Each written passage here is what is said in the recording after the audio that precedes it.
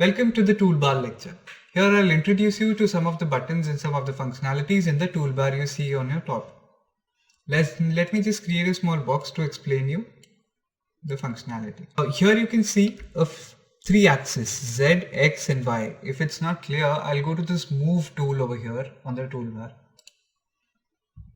Now you can see it clearly. Z axis, X axis and Y axis all are perpendicular to each other. Now I've got to move this a little to the top. So what I do is I click on the Z. This arrow changes and I can lift it up. It goes up. Right. Similarly, if I want to take it to the left, I click on X axis and I take it to the left.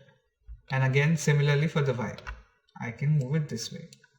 Now if I wanted to move on the XY plane, XY plane is basically the grid plane that you can see. This is in the XY plane at present. So what you do is take it to this corner button here. You can see the yellow highlight over there and start moving it on the X and Y axis anywhere. This is constant on the Z axis. This is not moving top. This is only moving in the XY plane. Similarly, when you hover over here, you see X and Z light up. So here Y will be constant and it will move only in the XY plane.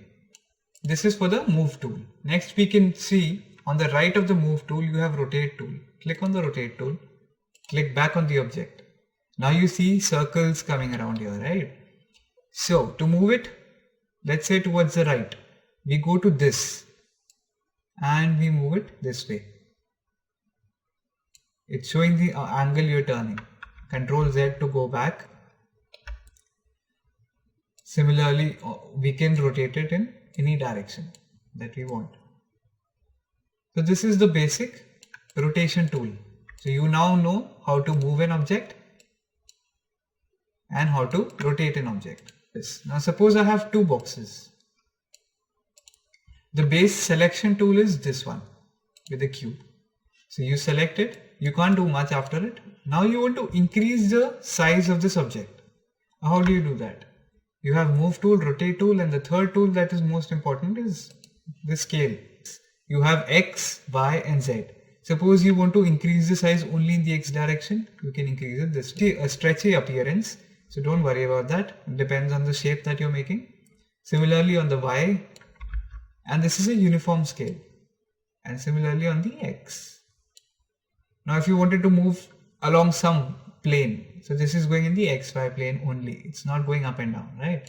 If you want to increase it in all the three axes, get it here, you can see all three light up. And then it uniformly scales and uniformly scales down. So these are the three main ones that you'll be using. In the next lecture, I'll introduce you to the shortcuts of these three. Next we move on to snap. Now snap tool is a little important tool. Go to the snap tool and right click. A small pop-up comes up. Here you can move the object and you can snap it to a particular grid or to a pivot. Pivot is basically an anchor point of your object. So let's say I want to snap it to the grid. Then what I do is I click on this. That was the setting that comes up when you want to click on, let's say, angle snap. Angle snap is basically when you rotate. When you rotate, let's say you want to rotate by 45 degrees each time and not by the default 5 degrees each time. So you right click on this, come here in the angle, you give it 45 degrees here and close it. So first I'll show you the move over here. Now this, as the snap is on, you see that you have a yellow axis following your mouse. I'll start moving the object. You see it's moving one by one according to the grid points. It's snapping to grids. This is the grid. So it's snapping to these points. It's not going as smoothly as it was earlier. So let's move on to the rotate part. Now it's supposed to move in the 45 degree gap. See, you have 0, you have 45, you have 90. 135, 180. So it's moving in 45. Next we have is selection. Now we have two objects in front of us. If I drag this way and select, you see both of these objects are selected. Let's say if I cover the first box fully and the second box half, the second box is still selected. Why? Because in the selection area, you see, even if you make a selection outside, the symbol basically signifies is even if you make a selection halfway through or a little bit touching to another object in its path, it will select that object also. If you click on it, it says the object completely inside this thing will be selected only. So if I make a box this way, see, only this is selected, that doesn't move. If I get it fully inside my box of selection, only then it's selected. Now both of them are moving, right? Then you have a rectangular selection tool. Click and hold. So here you can, instead of having those rectangular boxes coming up for selection, you can create circular boxes itself. It depends on the use case. Click and hold again.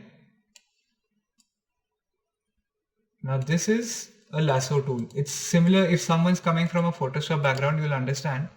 Then we have link and unlink. This is a little advanced thing that we use, but let me just show you what it does. Linking is basically linking two products. So you have one product here, or an object, whatever you may call. Select link, click on this and drag and click on this. Right? Now if you move this, move here, both move together because now this is linked to this. Okay. Now you have selection toolbar, you have selection, you have how to select, whether to select objects coming on the border or you have to leave the ones that are coming at the border. Move tool, rotate tool, scale tool are the important tools that you have. I also explained to you about the snap tool, angle snap tool, these two tools. Let's see you in the next lecture with the shortcuts for these tools.